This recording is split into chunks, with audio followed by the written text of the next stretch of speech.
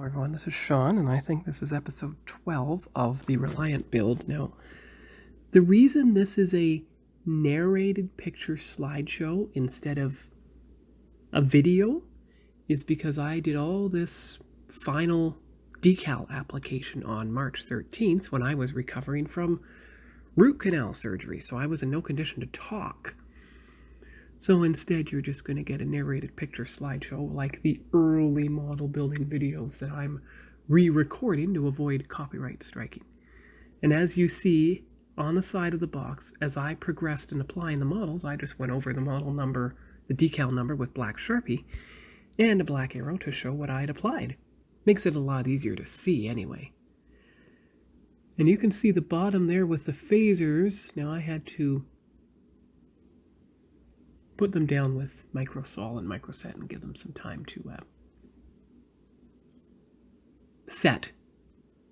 And of course, putting on the shuttle bay decals, it was best to just put the ship nose first on the towel and apply them that way.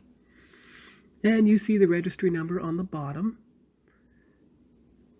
That's interesting. The green on the bottom, well, I tried to make it green, but it didn't quite show up green. It showed up more like a gray. And there's the impulse crystal decal that goes around its rim. Don't worry, it got smoothed down with microsol. Trying to leave off some of the damaged decals, actually. I might put them on later, but they only want to match the damage from the Mutara Nebula as the Enterprise is firing back. So, at the back of the bridge and everything. And I tried to apply the red stripes.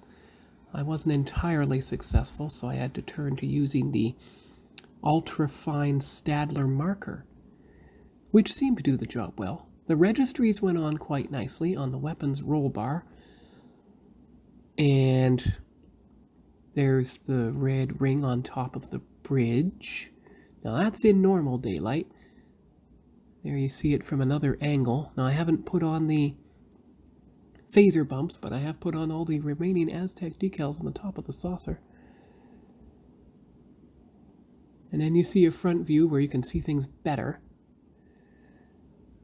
And the grill work blends in. You don't see the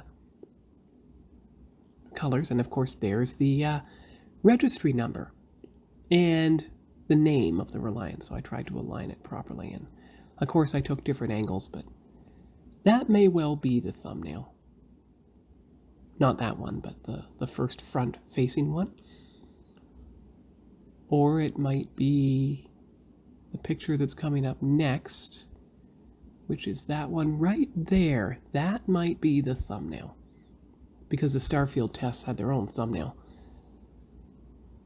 And of course I took some pictures on the side of the ship showing the progress with the decals on the side of the box. And of course, you'll see another picture on the front. I hope that's not just a repeat of what I did before. No, there are more circled. The window, the wedges along the front of the saucer with the windows and everything. Not too much overlap, thank goodness. I didn't have to be trimmed at all, There's the starboard side nacelle pennants. There's the port side nacelle pennants and the kind of turquoise stripe that runs along for the sensor pallets. There's a good view of the front of the ship from the top. Then you have the side. Now, that's where you can see the base. You couldn't see the base on the first picture because the top of the ship covered it. And of course, you get it from the back. And then the next picture will show the left side. So that's episode 12 of the Reliant. Should only be a couple episodes left, so hope you enjoyed it. See you later. Bye-bye.